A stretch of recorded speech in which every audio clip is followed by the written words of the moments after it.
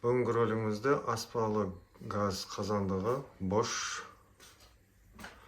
Бұл қазандығымыздың ақауы пешті розеткеге қосқан бойда ішіндегі насосы, циркуляциялы насосы қосылып істей береді.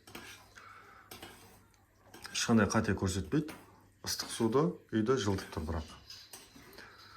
Енді бүгінгі роликте осы ақауды тексеріп, алла берсе жөндейтін боламыз. Бош аспалы қазандығымыздың басқару модулі. Әлгі насостың өшпей қосылып істеп тұра беруінің себебі осы басқару модульде ақау бар екен. Сол ақауды тауып жөндедім. Аллаға шүкір, сонымен қазір апарып салып тексеріп көреміз. Мінекей пешіміздің басқару модулін салып, пешті қостық, насос өшті, ақау кетті. Аллаға шүкір, жөнделді. Пешіміз жөнделді. Осымен бүгінгі ролик аяқталды. Келесі жолыққанша аман сау болыңыздар.